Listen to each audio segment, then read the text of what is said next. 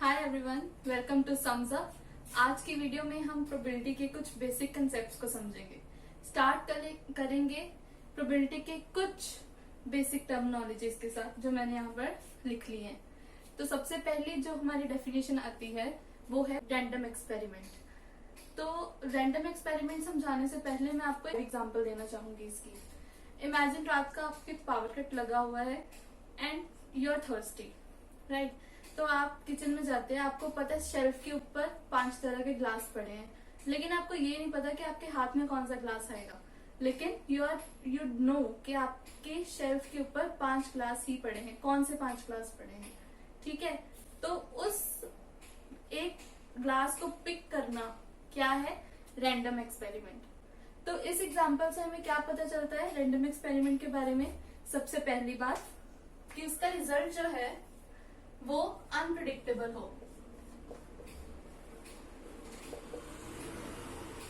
Second, possible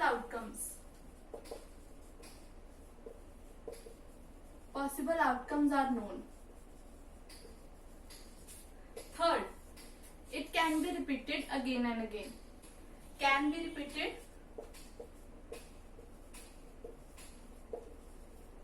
again and again. Right. तो ये बस एक रियल लाइफ एग्जांपल मैंने इसलिए दिया आपको ताकि आप अपने आसपास ऑब्जर्व करो कि क्या क्या रैंडम एक्सपेरिमेंट्स अकर हो रहे हैं। तो हम बाकी सारी डेफिनेशंस एक एग्जांपल से समझ लेंगे। मैंने यहाँ पर एक एग्जांपल ली है डाइस की। हम एक डाइस को रोल करते हैं, तो डाइस के एक फेस के ऊपर क्या क्या आ सकता है, 1 आ सकता है, 2 आ सकता है, 3 आ सकता है, 4 आ सकता है, 5 आ सकता है। देखा, अब आपको यहाँ पर पॉसिबल आउटकम्स पता है, लेकिन आप रोल करोगे तो एक्चुअल में क्या आएगा आपको वो नहीं पता। आज आप डाइस को आज थ्रो करोगे, कल थ्रो करोगे, जब मर्जी थ्रो करोगे, उसके पॉसिबल आउटकम्स यही रहेंगे और आपको अनप्रिडिक्टेबल रहेगा कि एक्चुअल में क्या आउटकम आती है। तो rolling a die is a random experiment. अब अगर हम इसके आउटकम्स का एक सेट बना लें तो हम उसको सैंपल स्पेस कहते हैं, ठीक है। अब सैंपल स्पेस की हम नोटेशन ऐसे दे देते हैं। सैंपल स्पेस के किसी भी एक सबसेट को हम कहते हैं इवेंट। इवेंट्स आगे बहुत तरह से डिफाइंड होते हैं, जैसे impossible event, sure event, simple event, compound event, complementary event and so on. तो हम इस एग्जांपल से ही समझ लेंगे। जैसे कि फर्स्ट एग्जांपल गिवन है, नंबर ग्रेटर देन 7 अपीयर्स। अब आप सोचो कि डाइस के अंदर कभी 7 से बड़ा नंबर आ सकता है? कभी भी नहीं आ सकता। तो ये सेट क्या हो जाएगा, एक नल सेट हो जाएगा। मतलब ये इवेंट कभी पॉसिबल नहीं है। एक डाइस के केस में कभी भी हमारा आंसर 7 से बड़ा नहीं आ सकता। Therefore it is an impossible event. इसी तरह से अगर हम एक और इवेंट डिफाइन करते हैं, नंबर लेस देन 7 अपीयर्स, हो गए।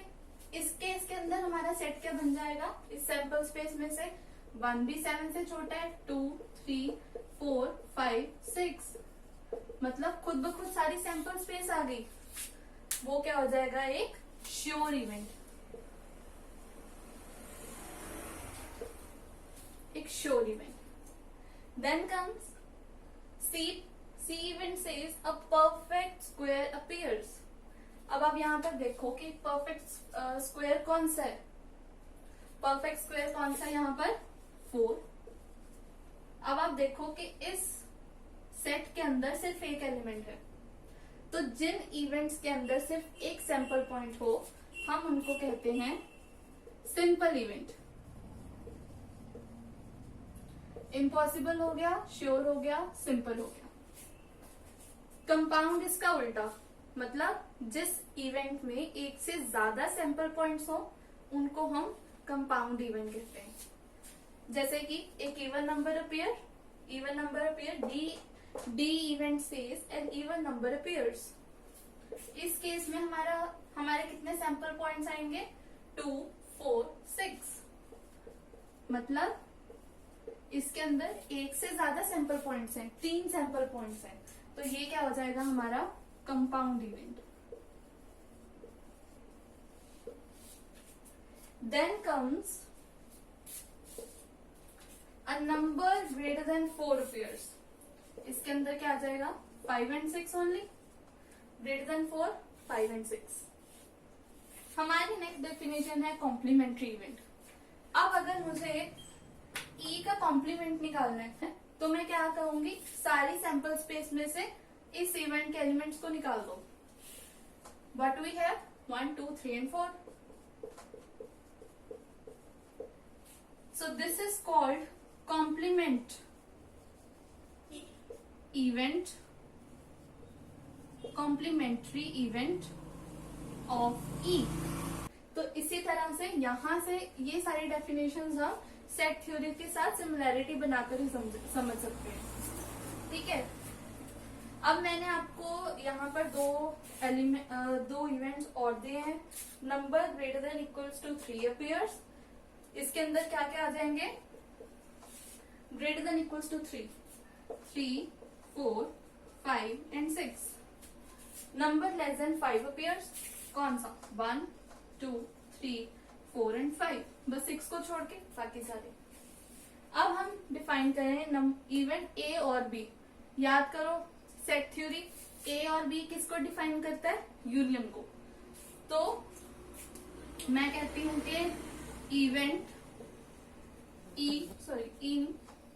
इवेंट एफ और जी, तो हमारे पास कौन कौन से एलिमेंट्स आ जाएंगे, इसमें सारे के सारे एलिमेंट्स आ जाएंगे 1 2 3 4 5 6, which is E union G, which is F union G, right?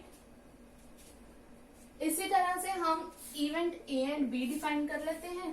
Event A and B क्या कहता है कि ए भी हो बी भी हो।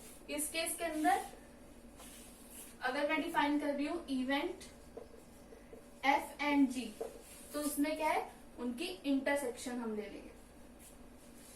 दैट इज इन दोनों की इंटरसेक्शन में क्या आ रहा है 3 4 5। तो event A and B is given by F intersection G, which is given by 3 4 5 in this case. Then comes event A but not B.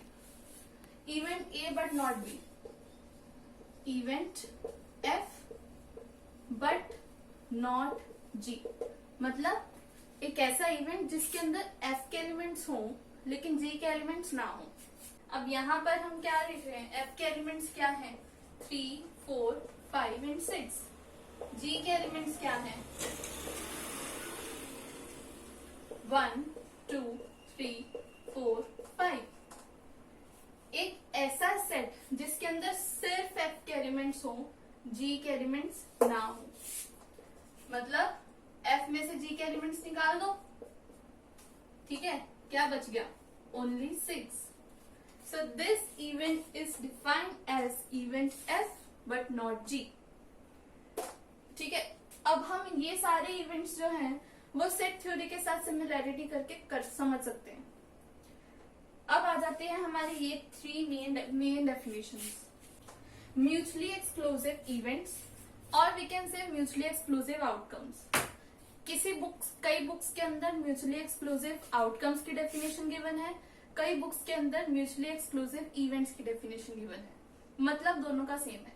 Just जब हम आउटकम्स का एक सेट बना देते हैं वो इवेंट बन जाता है, अगर हम सेट नहीं बनाते तो वो आउटकम्स रहते हैं। ठीक है, मतलब वो सिर्फ एक एलिमेंट्स रहते हैं। बेसिकली इसकी डेफिनेशन क्या कहती है, म्यूचुअली एक्सक्लूसिव। म्यूचुअली एक्सक्लूसिव मतलब जो साइमल्टेनियसली अकर नहीं कर सकते। अब अगर मैं सेट इस डाइस के केस में कहती हूँ कि an even number and a odd number appears, एक टाइम के ऊपर या तो इवन आएगा या ऑड आएगा। ठीक है, तो अगर मैं एक फंक्शन डिफाइन करती हूँ इवन नंबर अपीयर, और फंक्शन ये एक इवेंट डिफाइन करती हूँ इवन नंबर अपीयर, एक इवेंट डिफाइन करती हूँ odd appear.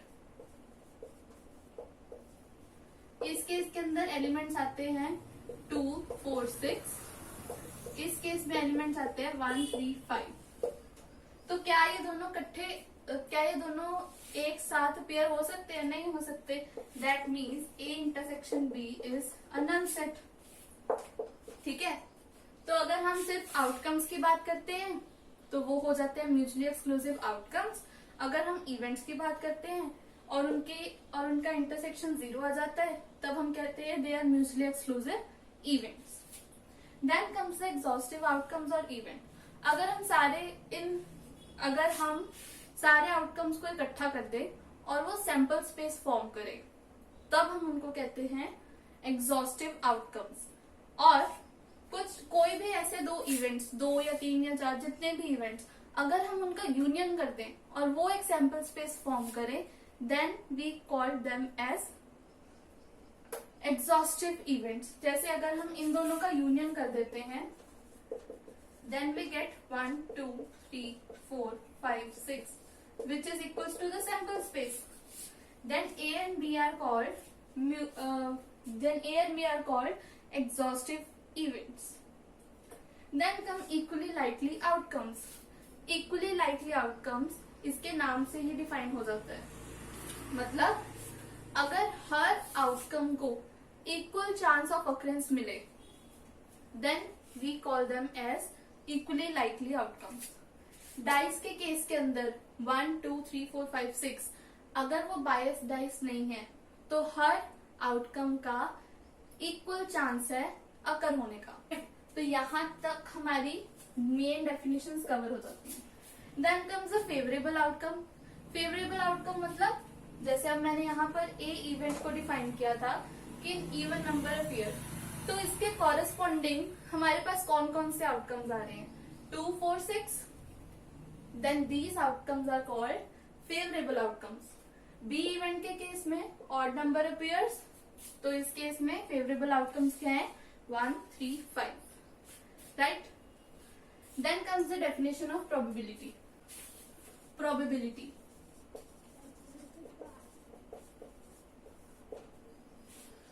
If out of n exhaustive, equally likely and mutually exclusive. If out of n mutually exclusive,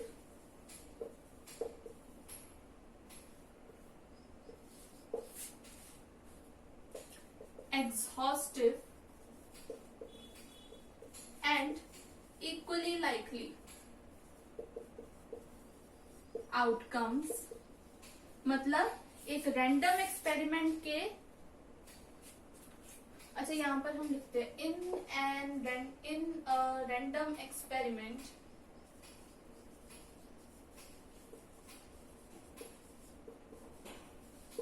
if out of n mutually exclusive, exhaustive and equally likely outcomes, m are number of favorable outcomes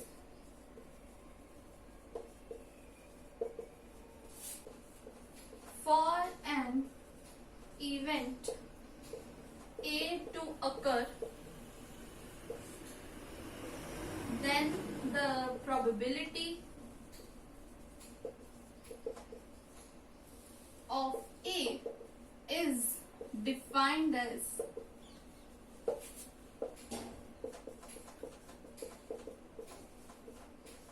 that is number of favorable outcomes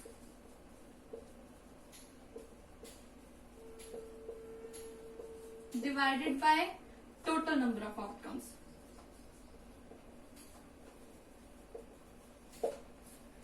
और मैं आपको बताना चाहूंगी कि ये definition हमेशा applicable नहीं होती।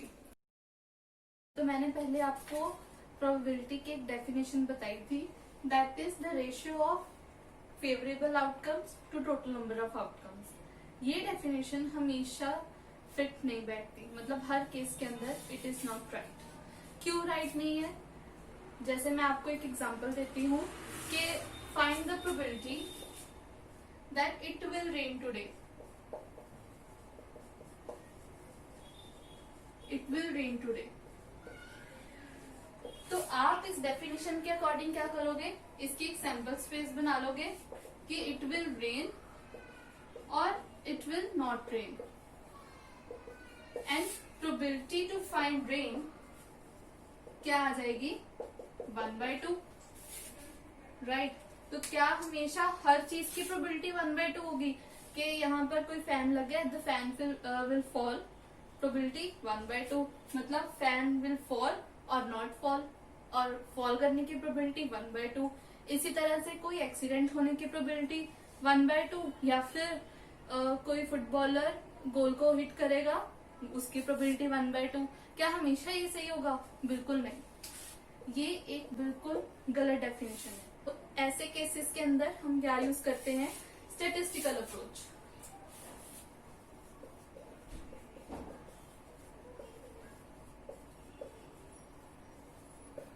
इन केसेस के अंदर हम स्टेटिस्टिकल अप्रोच यूज करते हैं। जैसे किसी इंश्योरेंस कंपनी ने इंश्योरेंस देनी है किसी एक्सीडेंट होने की, राइट। तो उनके पास एक प्रॉपर सर्वे होगा। अब ऐसा तो है नहीं कि वो 10 लोगों का सर्वे कर लेंगे। ऑब्वियसली कम से कम 100, 200, 300 काफी लोगों का सर्वे करेंगे। उसके बाद उनके पास प्रॉपर डाटा आएगा जिससे वो इन्फॉर्मेशन कलेक्ट करेंगे, राइट, और उससे वो अपनी इंश्योरेंस पॉलिसी बनाएंगे, ठीक है। तो इन केसेस के अंदर हम क्लासिकल अप्रोच नहीं यूज करते, हम स्टेटिस्टिकल अप्रोच यूज करते हैं, जिसके अंदर total number of outcomes is very very large, मतलब it may go to infinity, पर हम इस तरह से डिफाइन नहीं कर सकते, क्योंकि अगर हम इस रेशियो के अंदर एन को इन्फिनिटी को अप्रोच करवा देंगे तो वो एक नॉट डिफाइंड टर्म बन जाएगी, राइट। अब कुछ कमियां इसके अंदर भी हैं, कुछ कमियां इसके अंदर। तो इन दोनों की कमियों को ओवरकम करने के लिए हमारे पास एक और अप्रोच आती है, वो है एक्सियोमेट्रिक अप्रोच। एक्सियोमेट्रिक कह सकते हैं या फिर हम मॉडर्न अप्रोच कह सकते हैं। मॉडर्न अप्रोच क्या कहती है? मॉडर्न अप्रोच ने प्रोबेबिलिटी को एज अ फंक्शन डिफाइन करा। उसने बोला कि प्रोबेबिलिटी ऑफ ए क्या होगी, एक फंक्शन होएगा सैंपल स्पेस से 0 to 1। और कुछ इसके एक्सियम्स हैं जो हम नेक्स्ट वीडियो के अंदर डिस्कस करेंगे, लेकिन मैं कुछ आपको बताना चाहती हूँ। जैसे probability of an event is always greater than equals to 0, probability of sample space is always equals to 1, और ऐसे ही कई तरह के एक्सियम्स हैं, जैसे probability of A union B is equals to probability of A plus probability of B minus probability of A intersection B, ठीक है। तो कुछ इस तरह के एग्जाम्स यूज करके हम प्रोबेबिलिटी को इजीली डिफाइन कर सकते हैं, वो हम नेक्स्ट वीडियो में पढ़ेंगे। लास्ट वीडियो के अंदर मैंने आपको पूछा था एक ऐसा एग्जाम्पल कि इम्पॉसिबल इवेंट की प्रोबेबिलिटी 0 है, लेकिन क्या कोई ऐसा एग्जाम्पल है कि प्रोबेबिलिटी 0 होने के बावजूद भी वो पॉसिबल हो? मतलब थ्योरेटिकली ये चीज एकदम ट्रू है, that an impossible event has 0 probability and the inverse is also true, but practically ये एक एग्जाम्पल है। ये गेम हमने बहुत बार खेली होगी। हमने क्या करना होता है, इसके ऊपर डार्ट फेंकना होता है। अब थ्योरेटिकली ये चीज देखी जाए तो बाउंड्री को हिट करने की प्रोबेबिलिटी क्या है? 0 है। मतलब अगर हम यहाँ पर इस बाउंड्री के किसी पॉइंट के ऊपर टारगेट करें, यहाँ पर मारें, तो उसकी प्रोबेबिलिटी थ्योरेटिकली 0 है, क्योंकि ये सारा का सारा सर्कल 25 पार्ट्स के अंदर डिवाइडेड है। लेकिन थ्योरेटिकली हमने इस बाउंड्री के बारे में नहीं पढ़ा, इस वजह से इसकी प्रोबेबिलिटी 0 आ गई। लेकिन प्रैक्टिकली क्या आप पक्का श्योर हो कि आप जब हिट करोगे तब इसकी बाउंड्री के ऊपर कभी भी डार्ट नहीं लगेगा? हो सकता है इस यहाँ पर लगे, हो सकता है यहाँ पर लगे, मतलब हो सकता है कि वो इन पार्ट्स को छोड़कर बाउंड्री को हिट करे। तो उस केस के अंदर हाउएवर प्रोबेबिलिटी 0 है, लेकिन फिर भी वो एक पॉसिबल इवेंट है। आई होप आपको वीडियो अच्छी लगी होगी। नेक्स्ट वीडियो में हम मिलेंगे, जिसके अंदर हम एग्जाम्स के थ्रू प्रोबेबिलिटी समझने की कोशिश करेंगे और कंडीशनल प्रोबेबिलिटी और बायस थ्योरम को कवर करने का ट्राई करेंगे। Thank you.